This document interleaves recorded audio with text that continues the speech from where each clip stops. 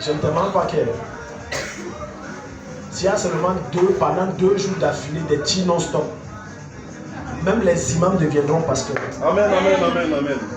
Tu n'as pas compris ce que je dis. Je dis pas, je te dis vrai. Oh, yes. Tu vois les gens qui chantent, ils mettent les musiques profanes et tout ça là. Ils vont venir ici. Non, c'est pas une prophétie. Parce que quand tu vois l'atrocité de la guerre, on ne te dit pas chercher Dieu. Toi-même, tu sais que tu dois chercher Dieu. Amen, amen. Donc quand les gens disent la guerre, je ris, vous ne comprenez pas de quoi ils parlent. La guerre, écoute-moi, l'opposant que les gens veulent mourir pour lui là, il ne peut rien changer. Amen, amen, amen. Oh yes. Quelqu'un ici? Amen. Je peux aller loin. Amen, ne amen. mettez vos regards ni sur Paul Biya ni sur Tiro. Merci. Appelez Jésus dans la Amen. Oh. Est-ce que quelqu'un ici? Amen, amen. Non, on veut le changement. Ah non, si tu veux le changement, cherche Jésus. Amen, amen. C'est compliqué. Amen, amen. Cherche Jésus. Amen, amen. Et si tu te présentes comme étant chrétien et tu dis que depuis que je cherche Jésus, rien ne change, tu n'es pas chrétien. Ça veut dire que tu n'es pas né de nouveau. Alléluia. Amen. Dans les noms, un chrétien pareil doit prier contre la guerre et que la volonté de Dieu soit. Pas prier qu'il n'y a que la guerre qui va changer. Oui, prenons les armes. Quand on va tuer et découper tes enfants devant toi, tu vas supporter. Vous n'avez pas suivi les témoignages des Ivoiriens après le massacre de 2011? Une a dit que les rebelles sont entrés. On l'a mis comme ça, on l'a violé bien. Ça, c'était devant la commission réconciliation. Après l'avoir bien violé, on a pris une lame tranchante, on a envoyé dans son voisin, on a tourné comme ça. Elle a dit qu'en bas c'est foutu. Il y a la guerre. Un autre papa a dit ceci, que j'ai vu mon fils.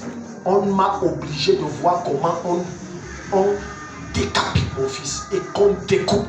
Il a dit on m'a obligé. Après qu'ils m'ont obligé de faire ça, ils m'ont sodomisé jusqu'à mon anus. Ne tiens plus. Demandez aux Ivoiriens, aux Tchadiens, ils vont vous dire que la guerre, si le Ghana doit rester là-bas, laisse qu'il reste là-bas. Si on peut avoir la paix, laisse. Alléluia. Amen, amen. Les gens sont là, il y avait la guerre, il y avait la guerre. Je suggère à chacun qui est dit, reste chez toi. Ceux qui veulent mourir, qu'ils sortent. Reste, tu pries ton Dieu tranquillement. Dis Amen, non. Amen. La seule personne qui peut amener la paix réelle, c'est Jésus. Amen. La seule personne qui peut réellement introduire sa grâce et sa paix, c'est Jésus. Les gens sont là, ils mettent leur foi dans les hommes, ils mettent leur regard sur les hommes. Ouvre ta Bible dans Proverbe chapitre 28, verset 9. Amen. Donc nous allons voir ce soir. Je vais te montrer comment toi-même tu t'arranges à faire que tes prières ne reçoivent pas d'exaucement et que tes bénédictions sont bloquées. Nous sommes sur les conséquences, on n'a pas perdu, c'est la même chose. Sur les conséquences des registres sataniques. Amen. On a vu beaucoup de choses dans ces conséquences, entre autres l'oppression financière, la captivité spirituelle, ce qu'on a vu vendredi dernier. Et ce soir, nous allons voir les blocages des bénédictions et des exaucements. Alléluia. Bien-aimés dans le Seigneur, plusieurs d'entre vous commettent parfois l'erreur de prier et de dire Seigneur, bénis-moi. En réalité, ça c'est une prière qui correspondait à l'Ancien Testament. C'était pour l'Ancienne Alliance. Alléluia. Parfois, c'est une erreur de prendre la prière de Jabès. Je pense que c'est 2 Chroniques chapitre 10. Je pense bien. Non, 4 verset 10. Où il dit si tu me bénis. Non, ça ne nous concerne plus. Dans la nouvelle alliance, nous sommes déjà bénis. Ouvre ta Bible dans Ephésiens chapitre 1, verset 3. Parfois, nous prions et nous demandons quelque chose que Dieu a déjà accordé. Tu ne peux pas dire à Dieu, Dieu, je veux me marier. Alors que le problème n'est pas que Dieu n'a pas envoyé le mari. Le problème, c'est que ton attitude répugne l'homme que Dieu a envoyé. Tu as bien changé plan A, plan B, plan C, plan D pour t'épouser. Mais ton caractère, ton langage, ta façon de faire, d'être, l'a répugné. Et après, tu viens dire, non, Dieu, je veux le mari. Ça ne peut pas marcher. Alléluia. Quand parfois tu te tiens, tu demandes quelque chose à Dieu, est-ce que tu es prêt à gérer ce que tu demandes? Le problème n'est pas la bénédiction ni l'exaucement. Le problème, Numéro 1, c'est qu'on n'est pas prêt à gérer ce qu'on demande à Dieu. Numéro 2, c'est qu'il y a des obstacles. On va citer quelques de ces obstacles tout à l'heure.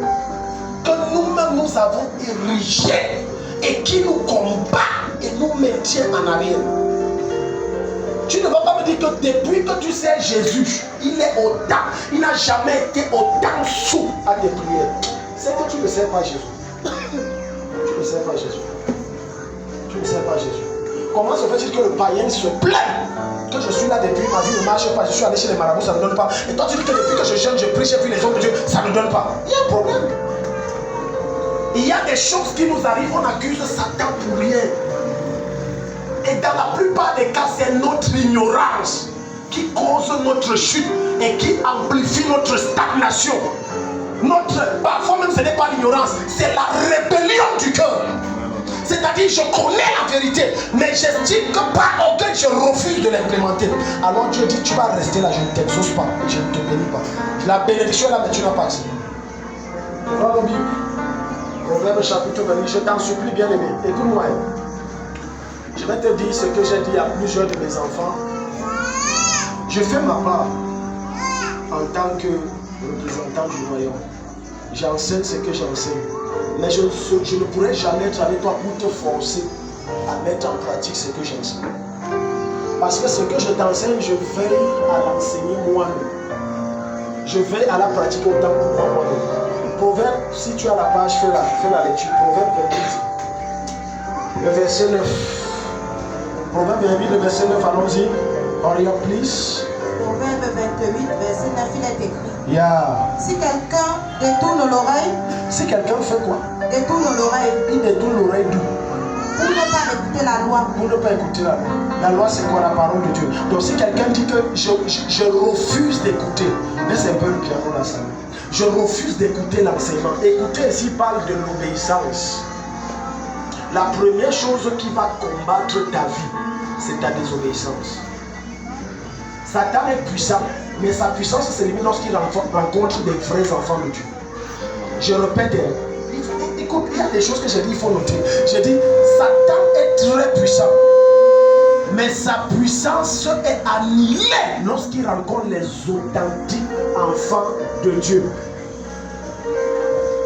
Tu ne peux pas marcher dans une forme de rébellion. Rébellion par rapport à ton patron, par rapport à ton supérieur, mets un peu la volume, voilà. Par rapport à ton supérieur, par rapport à ton pasteur et tout ça. Et après tu dis, Seigneur, ouvre-moi les cieux, donne-moi les vannes, exauce mes prières. Ça ne marche pas. Qu'est-ce qu'il dit ensuite? Je vais vous faire une illustration. Qu'est-ce qu'il dit ensuite? Sa prière même. Sa prière même. C'est une abomination. C'est quoi? Une abomination. Ça devient une abomination quand? Quand je connais la loi et je ne l'applique pas, ça devient une abomination. Donc ce n'est même pas le péché. Donc lorsque tu connais, parce que celui qui désobéit par ignorance, Dieu considère que c'est le péché. Mais celui qui désobéit et il y a la connaissance, c'est sa prière. Quand il dit Seigneur, souviens-toi de moi, c'est une abomination. Il y a des guerres et des batailles que tu rencontres. Il n'y a pas Satan derrière, il n'y a que Dieu. Je répète, il n'y a pas Satan derrière, il n'y a que Dieu derrière ça. J'ai été choqué tout à l'heure avant de monter ici, quand j'ai fini de prier. Je me suis mis un peu à lire la Bible et tout. Assieds-toi. Et en lisant la Bible, j'ai été choqué par le chapitre 7. Quand le Seigneur parle à Moïse, il lui dit, va chez Pharaon, exerce mon jugement, mais j'endurcirai son cœur, afin que ma gloire se manifeste. Ça a un sens ça. Donc toi tu sais que tu m'envoies comme ça, je vais parler, il ne va pas m'écouter alors que c'est toi qui es derrière. Oui, il y a des problèmes qu'il n'y a aucun démon. C'est Dieu qui a endurci le problème pour sa gloire. Lorsque tu résolus dans ton cœur de t'épouser à ce qui est que Dieu a établi comme règle, Dieu va endurcir ta vie. Amen. Plusieurs d'entre vous tombez dans le piège de l'excès de jeûne sans transformation. Plus tu jeûnes et tu pries sans transformation, ça ne produit rien. Je répète, tout jeûne et toute prière amplifiée. Jeûne 24 heures si tu veux. Même 10 jours sec. avec des prières, mais n'applique pas ce que Dieu dit, je te promets une chose, tu as passé le temps à perdre ton temps. Parce que la première odeur, quand tu te présentes devant Dieu, que Dieu veut sentir, c'est l'odeur de l'obéissance. Ouvre ta Bible. Julien, ouvre-nous dans 1 Roi chapitre.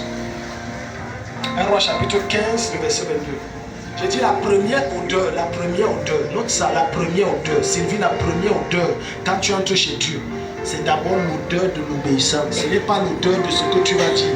Ce n'est pas l'odeur de combien ton français est développé. Ce n'est pas l'odeur de tes heures de prière. Ce n'est pas l'odeur de tes jours de jeûne. Ce n'est pas l'odeur de tes relations. C'est l'odeur. L'odeur à laquelle il prend et que son âme prend plaisir. L'odeur de l'obéissance. Chaque fois que tu te rebelles contre les principes de Dieu, Satan prend plaisir à mentionner dans un registre satanique et il veille à ce que ta vie devienne sec. Elle devient sèche. 1 Samuel chapitre 15, le verset 22. 1 Samuel chapitre 15. Regardez, maman, je n'en parle d'obéissance. Je vais vous expliquer ce que c'est que l'obéissance.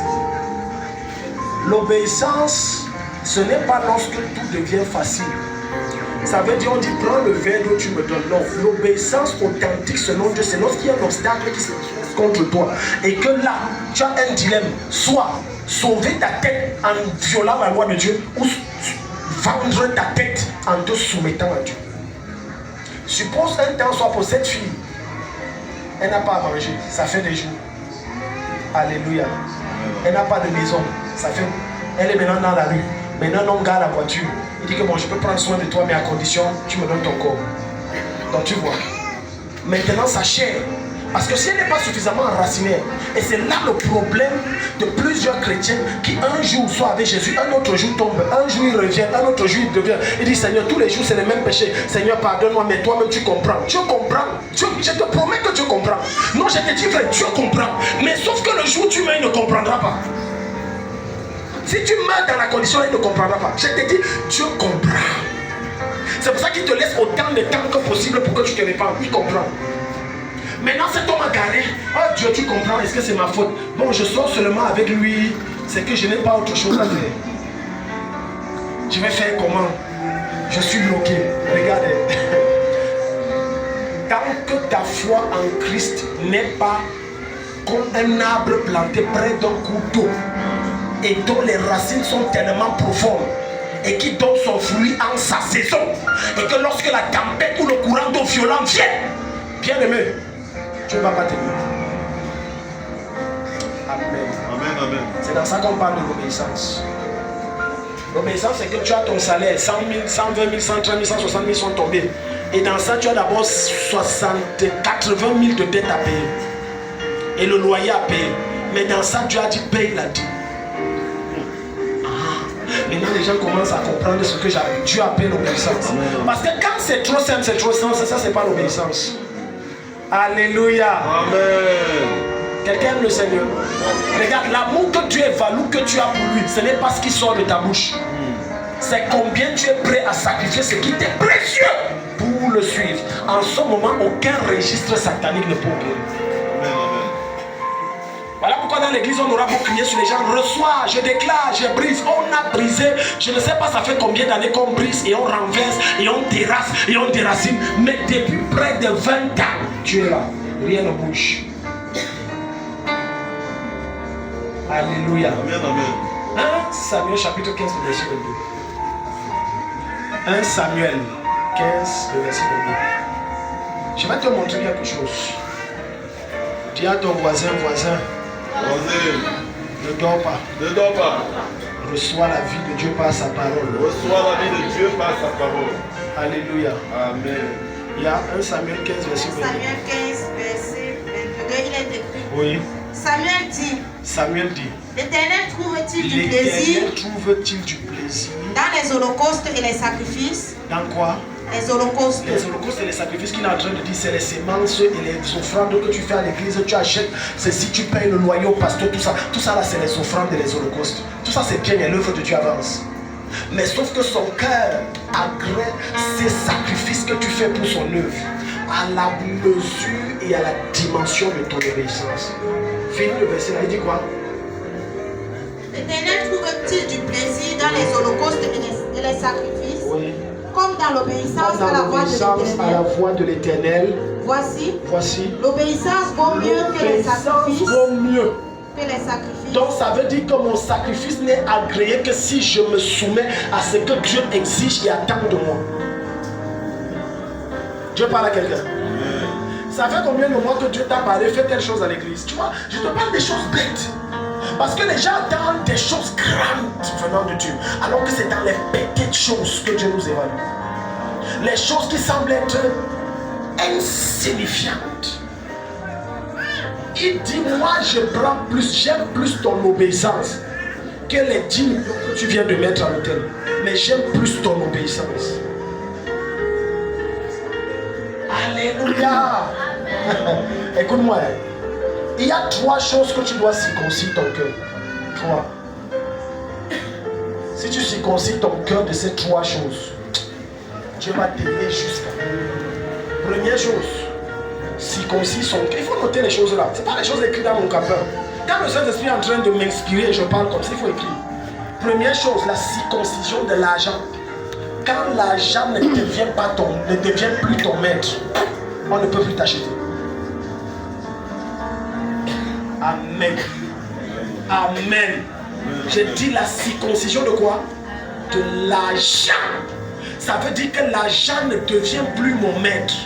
On ne peut pas m'acheter, on ne peut pas m'impressionner, on ne peut pas me corrompre, on ne peut pas me contrôler. Tu me donnes même 10 millions, je mange, mais si c'est que tu me demandes de faire, ça n'honore pas Dieu, je n'obéis pas.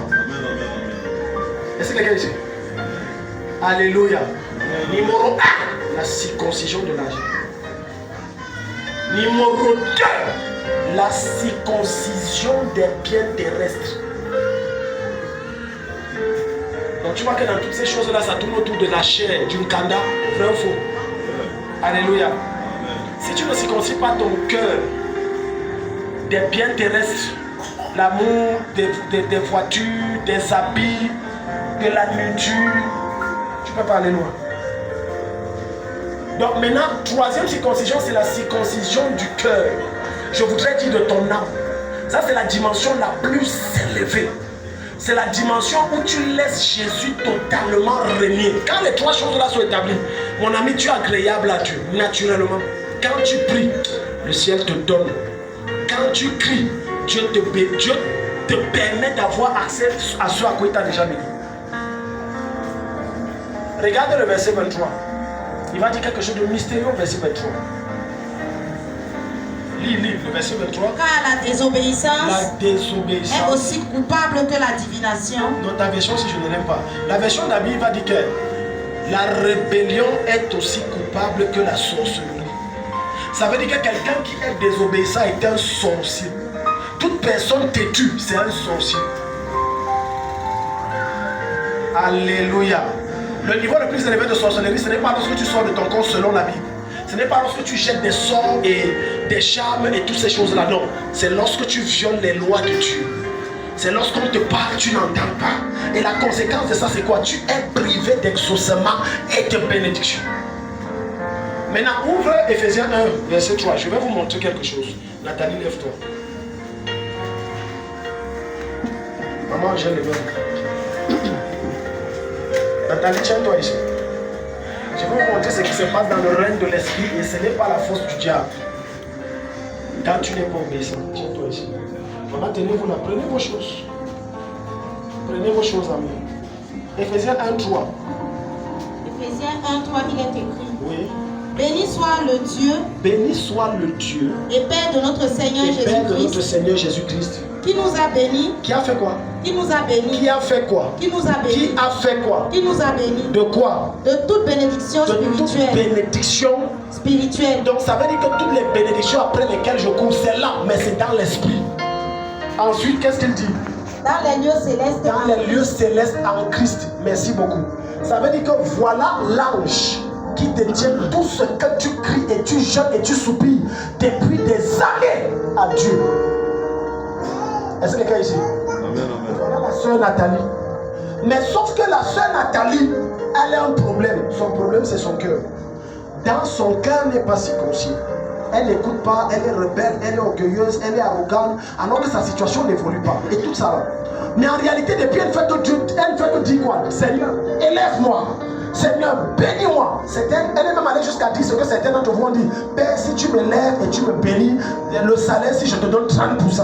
Écoute-moi, quel que soit le deal que tu proposes à Dieu, tu ne peux pas l'acheter. Tant que tu ne te soumets pas à ses règles. Je répète, tu ne peux pas l'acheter. Maintenant, quand elle crie à Dieu et que l'ange veut la bénir, regardez ce qui se passe. Monsieur, pas complément. L'ange vient. Que Seigneur, ça vient. Tenez-vous devant elle. Bloquez le passage. On n'arrêtez pas la bénédiction. Ce n'est pas Satan qui tient ça. Et ça ne dépend pas de ce démon. Maintenant, qu'est-ce que Satan fait? Il envoie un esprit qui a fait un pacte avec des alliances occultes avec des ascendants, des ancêtres il y a des siècles pour te combattre. Mais le problème n'est pas ce démon. Le problème, c'est ton obéissance. Mais comme elle est toujours en train de contester dans son cœur, même on enseigne, elle conteste. Même Dieu lui parle par les rêves. Non, ça ne peut pas être Dieu. Tu sais, même mon subconscient peut fabriquer des choses. Il y a toutes sortes de rêves, de raisonnements qui ne sont pas de Dieu dans son esprit. Quand l'ange repart, l'esprit quitte. Mais elle croit que bon, je respire un peu.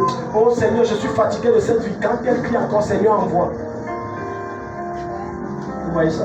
Je ne passe pas. Voilà les choses que toi et moi, jeune depuis, ça ne passe pas. J'ai découvert dans le ministère que le problème n'est pas toujours l'homme de Dieu, mais le problème à plus de 99%, c'est le membre. Quand on prie, ça ne fonctionne pas, ça ne marche pas. Parce que parfois, poussé par l'esprit, l'homme de Dieu va dire, va faire telle chose. Il va dire, est-ce que, moi je peux me élever, je peux faire ça comme ça. En tout cas, Dieu fait. Une des choses que vous ignorez sur Dieu, Dieu est strict et il est minutieux. Un chrétien qui veut prier et qui veut s'élever et qui veut prendre possession de ce que Dieu l'a réservé, s'il n'est pas strict, s'il n'est pas assez rigoureux concernant les choses de Dieu, Dieu ne peut pas le bénir, ne peut pas disposer sa bénédiction. C'est une église stricte. Tellement de chrétiens sont trop légers. Je dis exagérément. Demandez à mon épouse, les choses de l'église, je ne blague pas. Et je lui répète ça, ce n'est pas pour nous, c'est pour l'église. Et c'est dans ces petites choses que Dieu évalue. Ton niveau d'obéissance, ta profondeur d'intégrité. De savoir que même si je suis en train de souffrir, telle chose qui n'est pas à moi, je m'abstiens. Quand tu vois la plupart des personnes échouer comme elles échouent, essaie de les évaluer, tu vas découvrir une chose. Elles sont trop négligeantes. Elles sont légères. Dieu ne donne pas les choses consacrées et royales aux personnes légères. Léger dans l'habillement, léger dans le langage, léger dans la discipline, léger dans l'organisation. En fait, quand on regarde ta vie, tu es léger en tout. Et tu n'écoutes pas. Léger dans ta présentation, léger en tout. Et tu crois qu'on va simplement venir prier, on va dire, oh j'ai vu dans ta vie, reçois, amen. Voilà pourquoi il y a des prophéties qui auront une peine à se matérialiser, qui auront des difficultés à devenir réelles. Plein de prophéties. Si on cherche bien, certains d'entre vous ont commencé à écrire leurs prophéties et leurs songes dans les cahiers jusqu'à ils n'écrivent plus. Parce que je suis fatigué depuis que j'écris. Le problème n'est pas Dieu, le problème n'est pas le Dieu. Dis à ton voisin, que Dieu m'aide à devenir meilleur et à changer. Alléluia. Voilà pourquoi tu dois faire attention aux actes que tu poses, au langage que tu tiens, à l'attitude que tu as. Parce que tôt ou tard, ce sont des sémences que tu es en train de poser et tu recevras la récompense tôt ou tard. Faites très attention. Quelqu'un qui est assez discipliné sait quand parler, ce qu'il doit dire, comment il doit le dire, comment marcher, avec qui marcher. C'est l'excès de légèreté dans la vie des croyants. Je ne suis pas surtout des pentecôtistes réveillés. Parce que si tu vois même ceux dont on dit qu'ils sont des églises au monde, quand tu vois la vie de ce monsieur, de cette femme, c'est tellement rangé. Tellement rangé. manger, je sais qu'à 5 heures, je dois faire telle chose. Je sais qu'à 12 heures, je dois faire telle chose. Je sais qu'à 14 heures, quand c'est mon heure de prière, non, il n'y a pas de raison. Mais regarde quand on entre dans ta vie, la désobéissance se manifeste de diverses manières, essentiellement par l'indiscipline. L'indiscipline. Si je demande à cet ici, ton heure de prière, c'est quelle heure? Il va dire, bon, le jour, ça me trouve, ça me trouve. Le jour, le Seigneur veut. Non, il n'y a pas de Seigneur qui veut. Dis à ton voisin, ton heure de prière, c'est quelle heure? Par jour. Ton voisin a dit quoi? Tu as vu seulement que, pardon, il ne faut pas que je mente chez Dieu. Non. Ton heure de prière, c'est quelle heure? Tu vois, léger. Tu es léger. Mais tu réclames que Dieu te donne quelque chose de costaud, alors que ton esprit n'est pas prêt pour recevoir cette charge. Tu es léger. Demande à ton voisin, tu as lu ta Bible aujourd'hui? Ton voisin a dit quoi? Acclame pour toi-même, Dieu est fort. Les gens acclament. Dieu est fort. Tu as vu ce que j'ai dit? Parce que là maintenant, on tombe sur le deuxième point. L'absence d'intimité avec Dieu. L'absence d'intimité avec Dieu. Les gens veulent que Dieu leur donne les choses précieuses, mais ils sont incapables de démontrer à Dieu, en s'approchant dans sa présence, qu'elles sont prêtes à gérer les choses précieuses. De Genèse Apocalypse, je te va faire les recherches. Tu ne trouveras aucun homme que Dieu a élevé qui n'a pas d'intimité avec lui. Je répète, de Genèse Apocalypse, tu ne trouveras aucun homme que Dieu a élevé qui n'a pas d'intimité avec Dieu. Aucun. Noé avait une intimité avec Dieu. Abraham avait une intimité avec Dieu. Allons-y, la liste n'est pas exhaustive. Pas Ésaü, ça s'appelle Isaac, etc. Tous avaient une intimité glorieuse avec Dieu. L'une des choses qui empêchera que tu accèdes à ta bénédiction, c'est que tu n'as pas une relation intime. La relation intime veut dire quoi? C'est un temps précieux, de qualité exceptionnelle, que je passe dans la présence de Dieu et que dans sa présence, je me focalise sur lui. Je me concentre et au sortir de là, j'entends ce qu'il m'a dit. Combien d'entre vous ici, quand vous priez, Dieu vous dit quelque chose? Quand tu pries, Dieu te parle. Certains, même quand il lit la Bible, il lit pour lire. Si je demande à certains que toi qui as lu la Bible, tu as retenu quoi? Il va dire, bon, t'as dit, attendez, je lis encore. Amen. C'est pour ça que tu ne peux pas accéder aux grandes choses. Tu ne peux pas accéder à quoi? Dis à ton voisin, tant que tu n'as pas d'intimité avec Dieu, tu seras toujours un petit enfant. Et Dieu ne donne pas sa bénédiction au petit enfant. Jean chapitre 15, le verset 7. Jean 15, le verset 7. Si quelqu'un a la page, il nous fait la lecture rapidement. Jean 15. Jean 15, verset 7, il est écrit. Yeah. Si vous demeurez en moi, et que mes paroles demeurent en vous. Si vous faites quoi? Demeurez en moi. Et que mes paroles demeurent en vous. Et que mes paroles demeurent en vous. Vous demanderez ce que vous voudrez. Vous demanderez ce que vous voudrez. Oui. Et il vous sera fait. Ok. Le mot demeurer veut dire quoi? Le mot demeurer veut dire si vous habitez en moi, si vous vous mélangez avec moi, si toi et moi nous devenons colocataires, alors quelle que soit la chose que tu vas me demander, je vais te donner. Le mot demeurer, au-delà d'habiter, allons plus loin. Ça veut dire que je me soumets entièrement aux règles et aux principes que Dieu, qui est la personne de Jésus, m'a donné. Ainsi, il va me donner ce qu'il veut. Une des raisons pour lesquelles certains d'entre vous ne peuvent pas vivre chez les gens, c'est parce qu'ils ne sont pas encore assez moi-même. Alléluia. Quand tu entends quelqu'un va te dire, tu vois, il souffre, il n'a pas d'endroit où rester. Bon, va habiter avec la soeur Sylvie. Dis-moi, moi je ne peux pas habiter avec les gens, me parlent n'importe comment. Donc tu vois, il est dans une condition bloquée, mais il a ses exigences. Est-ce que vous savez que l'image que je suis en train de te prendre, c'est la même image avec Jésus? Parce que tu deviens colocataire, sauf que tu habites chez Jésus. Et il a ses principes, il a ses lois. Il y a des gens que quand tu habites, ils habitent chez toi, tu les mets les règles, ils imposent les règles. Ça ne peut pas marcher. Et après il va dire, moi je ne sais pas, j'arrive chez les gens, ne m'aiment pas. Mais vis avec la personne, tu vas comprendre. Par expérience dans le ministère, je me suis rendu compte, la plupart de ceux qui se plaignent que quand je vais à un endroit, on ne m'aime pas. Ce n'est pas un esprit de rejet. Ils ont un caractère assez nauséabond pour chasser les mouches. Ils sont invivables. Moi j'habite ici, on ne m'aime pas, j'étais là-bas. Tu arrives, tu vois, il arrive là-bas, il ne veut pas travailler. Donc il veut s'asseoir et il mange. Et on prépare pour lui. Alléluia. Amen, amen. Un jour, une maman m'a vu. Amen. Et puis elle me dit, bon, daddy, voilà, il y a ma fille, comme ça, comme ça. J'ai dit, moi je n'ai pas de problème. Et après elle dit, daddy, vraiment, mais ma fille n'aime pas travailler. Donc, elle aime seulement se coucher, elle dort et elle se réveille et elle mange les visions. J'ai dit, ah.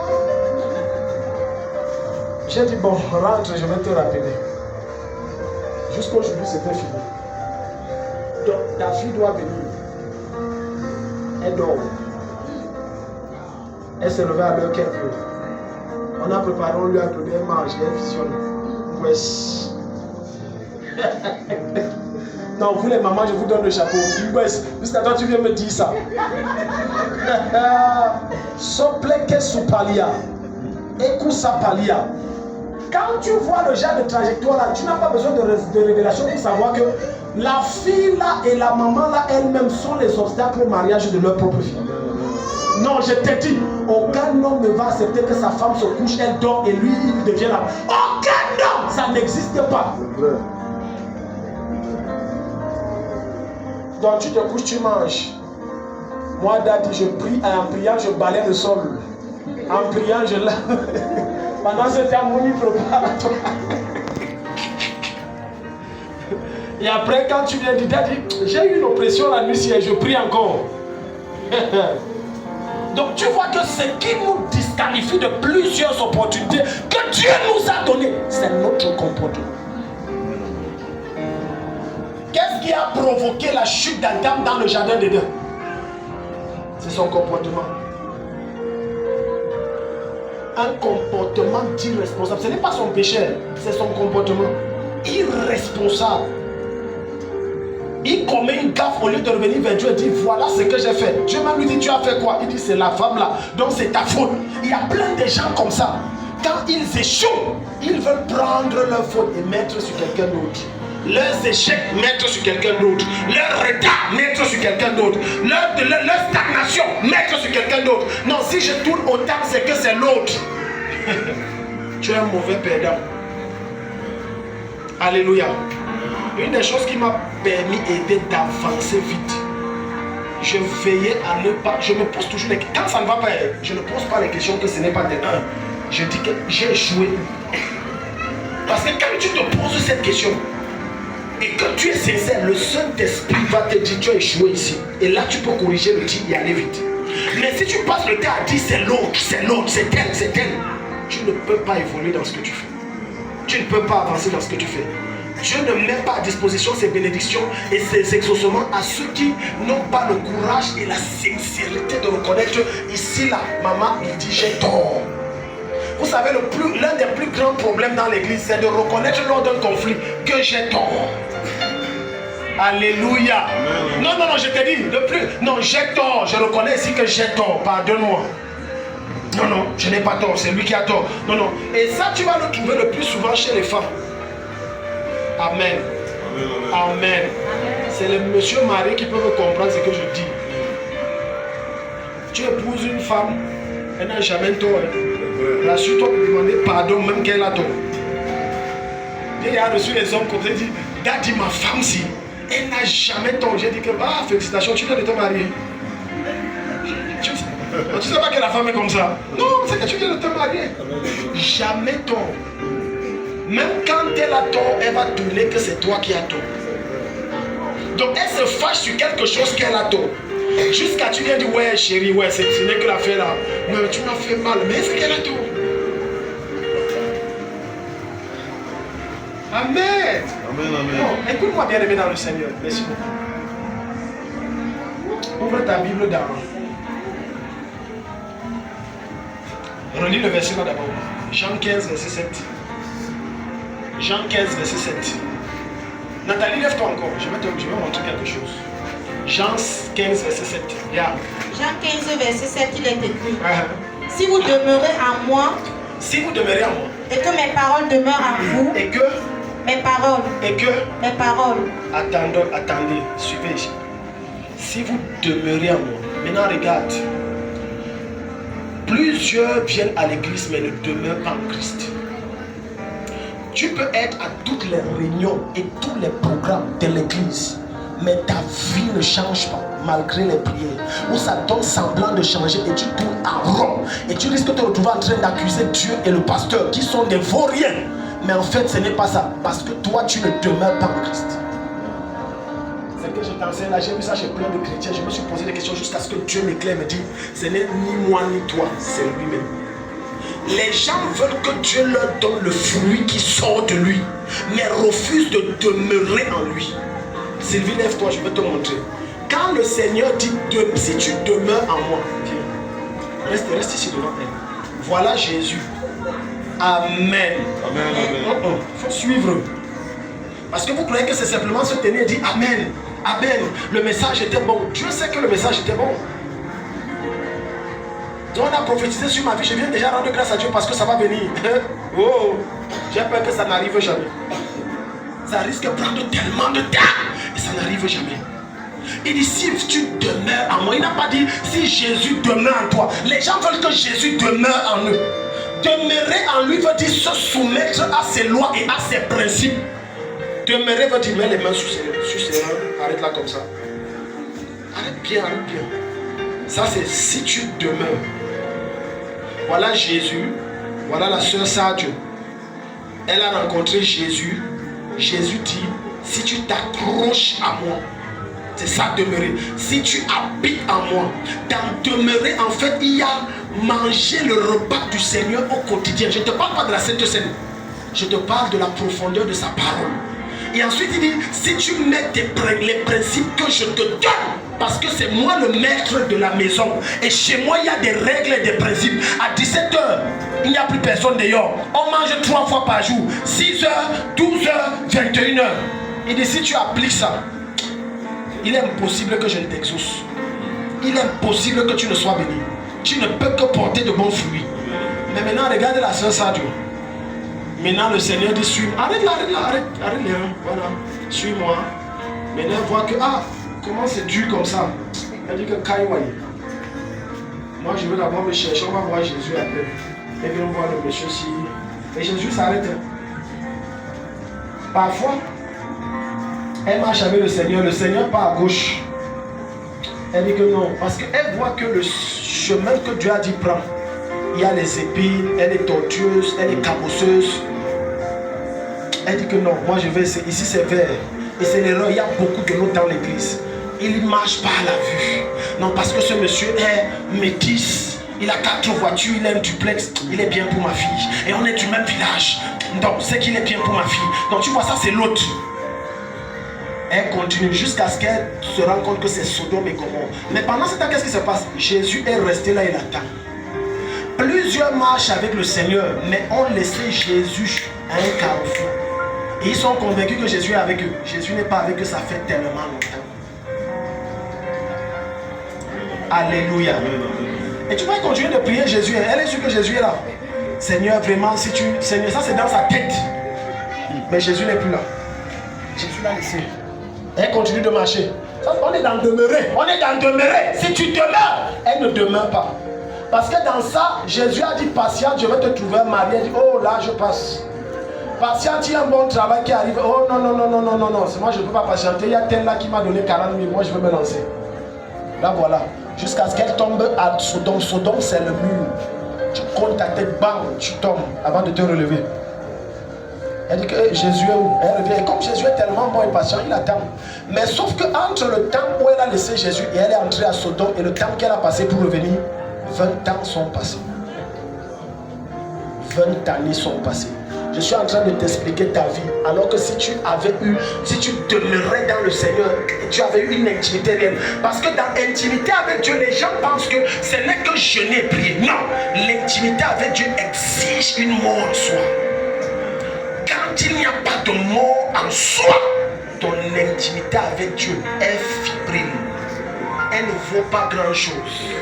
Parce qu'il y a des gens que lorsqu'elles disent entre pour dire qu'ils prient Dieu, ça avec tout l'orgueil qui existe. Amen. Amen, amen. Je connais un homme de Dieu, quand lui on lui disait prends le micro prise, c'est les pasteurs réveillés que tu veux voir. On donne la parole à 2 pasteurs réveillés que prier. Oh, on dirait que c'est la guerre, chacun veut montrer qu'il prie plus que l'autre. J'ai assisté à un mariage où on a donné à tel, il a dit que non, donne d'abord, alors je prie le dernier. Comme si ça devait changer quelque chose. Alléluia. Amen, amen. Ça ne change rien. L'impact de ton intimité avec Dieu, ça commence par ta mort en soi. Parce que demeurer en Christ, tu ne peux pas demeurer en Christ si tu ne te conformes pas à Christ. Demeurer en Christ exige que tu sois comme il est. Sinon Dieu te vomit. Sinon Dieu fait quoi? Le vomi. Sinon Dieu fait quoi? Le vomi. Ça ne va pas m'étonner qu'après cet enseignement, il y a certains qui vont aller dans les bars. Demeurer en Christ. Alléluia. Allez vous asseoir.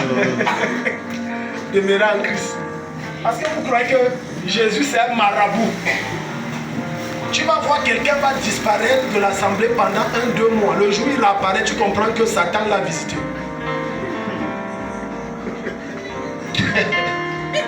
Moi j'ai toujours dit que les démons sont utiles.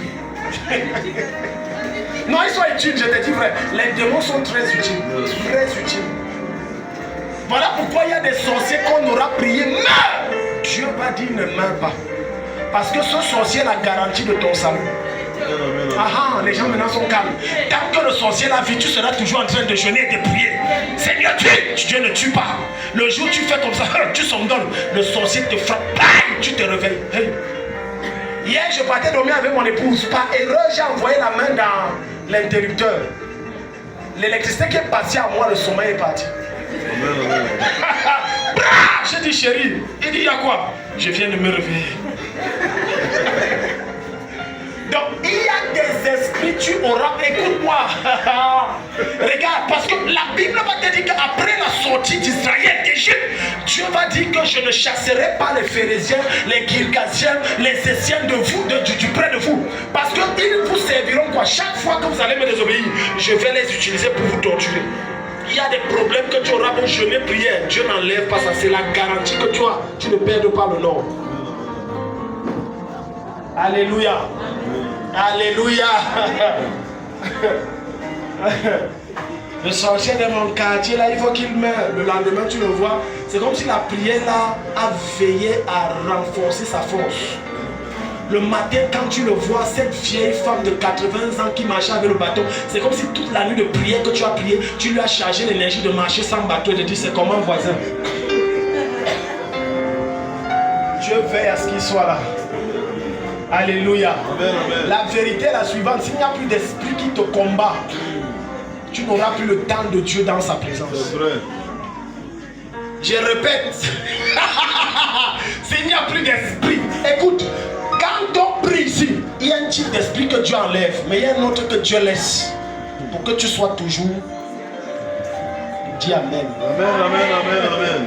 Que tu sois toujours dans sa présence. Parce que certains d'entre vous, la preuve est que certains d'entre vous, Dieu même n'enlève pas tout. Il enlève seulement 2. Et le gars respire, il est bien, il est déjà bien, il ne vient plus à l'église. Il y a une dame ici que j'ai remarqué. Elle vient de temps en temps à l'église. Et je me suis posé la question, pourquoi elle vient par saison? Elle a sa fille, elle vient toujours là avec sa petite fille. Par saison. Après j'ai analysé, j'ai dit que sur le quand elle vient, elle trouve le soulagement. C'est quand le soulagement est là, elle repart. Elle vient par saison. Ne sert pas Dieu par saison. Sert Dieu permanemment et constamment. Cherche Dieu comme un fou et comme un malade. Recherche la présence de Jésus indépendamment des temps et des saisons et des circonstances. Oh, dis-moi Amen. N'attends pas que c'est quand il y a des temps de ténèbres, de défis que tu cherches Dieu. Depuis que Dieu a rendu ma situation mieux qu'avant, je vous dis, mon niveau de chercher Dieu augmenté, ça n'a pas baissé. Donc non, maintenant, parce qu'il y a des gens dans l'église, la mère a trouvé le mari qu'elle voulait donc. Pourquoi tu n'es pas venu? Bon, tu vois, c'est le travail. Ok, pourquoi tu n'es pas encore venu l'autre fois? Tu vois le foyer d'Adi, le foyer, ce n'est pas facile. Tu es une nouvelle mariée. Alléluia. Après tu vas dire que Seigneur, pourquoi tu ne me bénis pas avec elle? Il y a des choses que Dieu sait que si je permets que tu accèdes à ça, tu vas me laisser. Je répète ceci à Julien, il y a des choses que Dieu te prie parce qu'il sait que si je te donne, toi tu vas me laisser. Donc je ne te donne pas. Mais il va t'encourager par le Seigneur. C'est comme le jeu, hein. C'est comme c'est le cinéma. Et tu vas sentir dans ton cœur que tu as dit, je sens que je dois jeûner pour ça. Je sens que je dois prier. Ça c'est le Saint-Esprit, c'est inéluctable, indiscutable. Il va même te donner des songes sur ça. Des songes où tu es riche, tu es machin, tu es ceci, tu roules dans les voitures, tu es dans un château, tu prends l'avion. Il va te donner des songes. Mais en même temps, ce que tes yeux voient, c'est un désert qui semble jamais fini. Un tunnel qui semble jamais avoir de fin. Mais quand tu veux baisser les bras, l'Esprit de Dieu met le feu en toi. Il te permet de recevoir un message comme celui-ci. Ça chauffe. Alléluia. En fait, il te pousse à le faire pourquoi? Non seulement pour te préparer à recevoir ça, mais également pour précipiter que ton accession à cela. Alléluia. Lis le verset 8 du chapitre 15. Lis le verset 8 du chapitre 15. On est à Jean, non? Jean 15, verset 8. Jean 15, verset 8, il est écrit. Oui. En ceci, mon Père est glorifié. Mon Père est glorifié.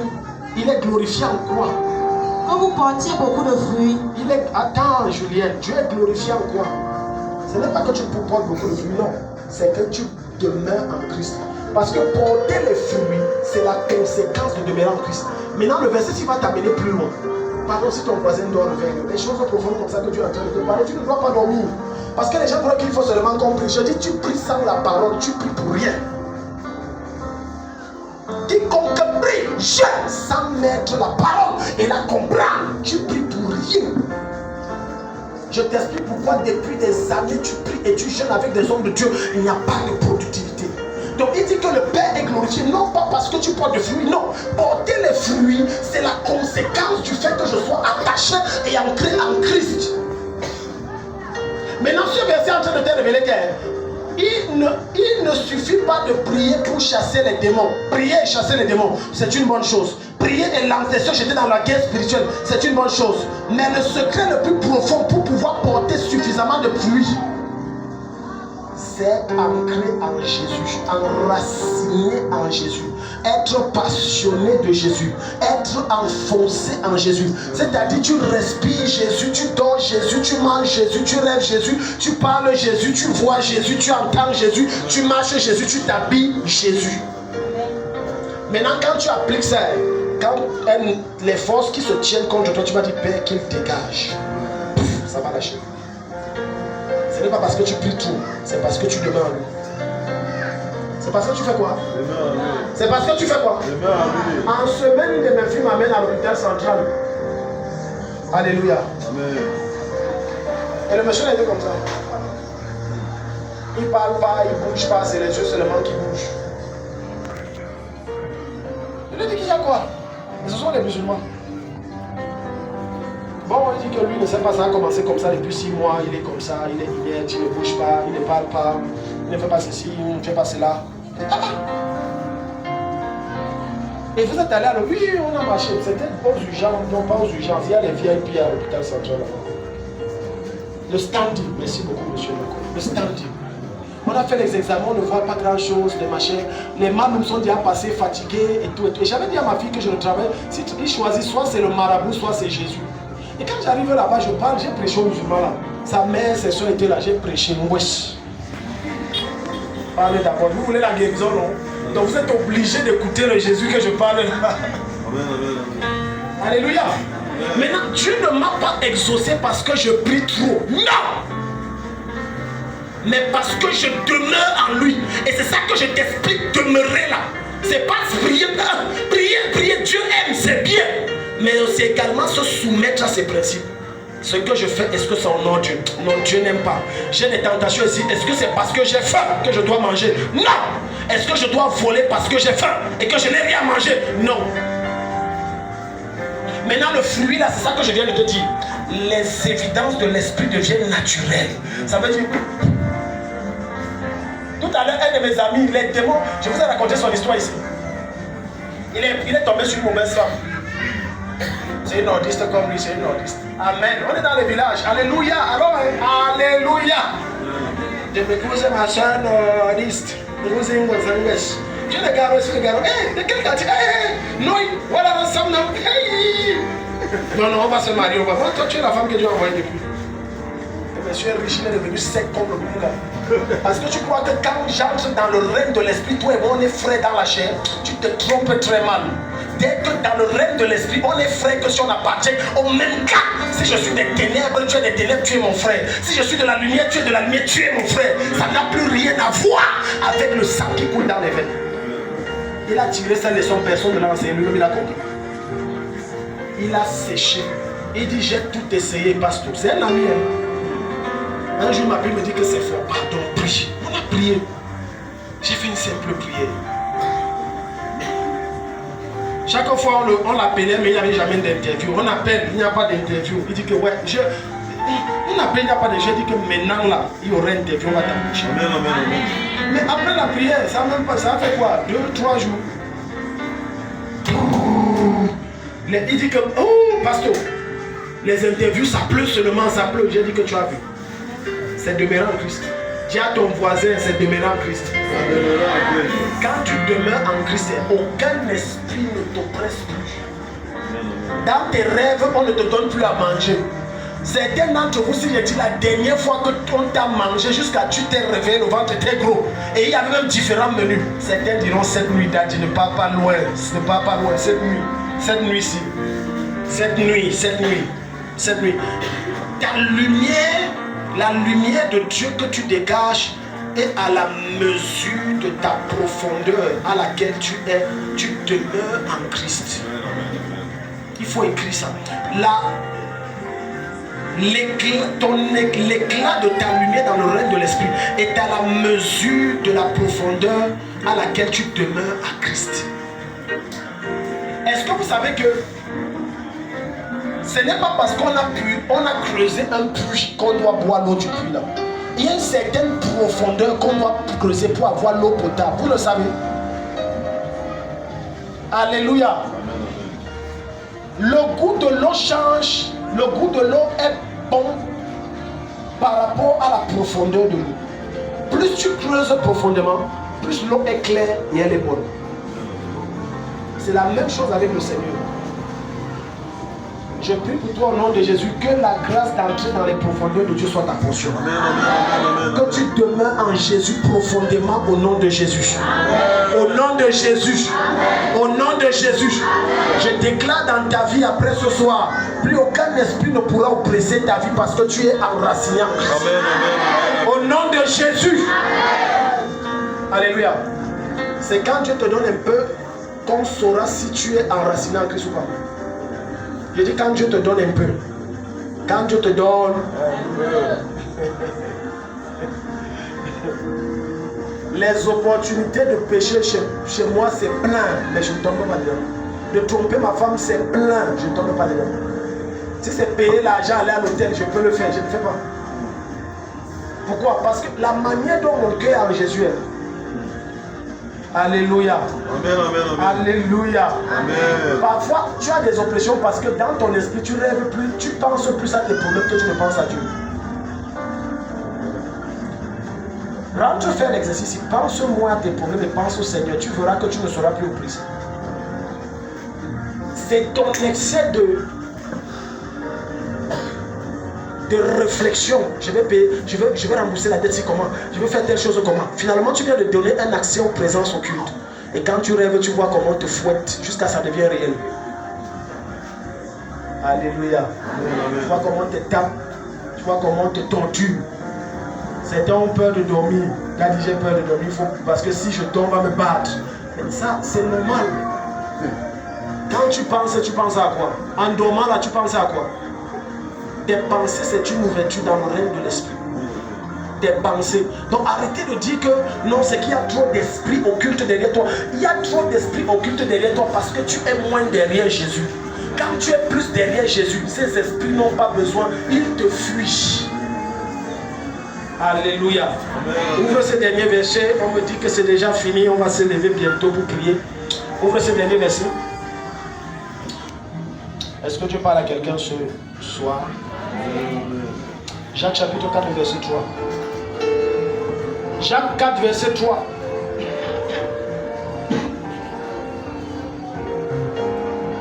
Allons-y. Jacques 4 verset 3. Jacques 4 verset 3 qu'il est écrit. Yeah. Vous demandez et vous ne recevez pas. Et vous ne recevez pas. Parce que vous demandez mal. Parce que vous demandez mal. Vous demandez mal. Vous demandez mal. Vous demandez mal comment? Continue. Afin de dépenser pour vos voluptés. Tu as vu? Seigneur, si tu me donnes 500 000 pour la mèche, Dieu ne te donnera pas les 500 000. Alléluia. Mercredi, une de mes filles est venue tard à la fin avec ses enfants à l'enseignement. J'ai dit que, mais donc, toi tu viens tard avec les enfants parce qu'on doit prier. Je l'ai réprimandé, j'ai dit non, tu n'es pas sage. Quand tu fais comme ça, tu ne favorises pas la grâce de Dieu. La question est la suivante. Si tu étais oppressé,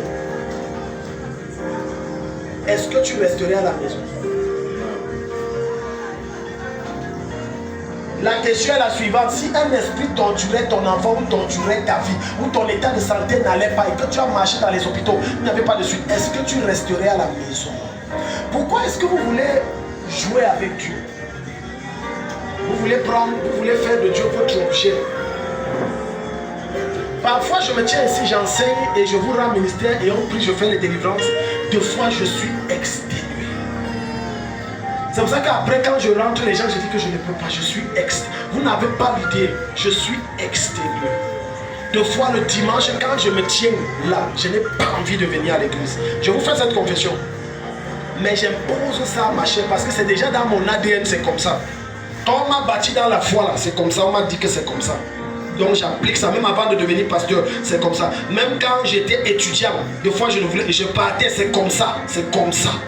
Donc si Dieu t'honore comme tu l'honores, Dieu t'élève comme tu l'élèves, Dieu te glorifie comme tu le glorifies, Dieu te célèbre comme tu le célèbres. Mais si tu veux t'amuser avec lui, il te répondra, un homme trompe-t-il Dieu? Dis à ton voisin, est-ce qu'un homme trompe-t-il Dieu? Est-ce qu'un homme trompe-t-il Dieu? Mets-toi debout, acclame le Seigneur, on va prier.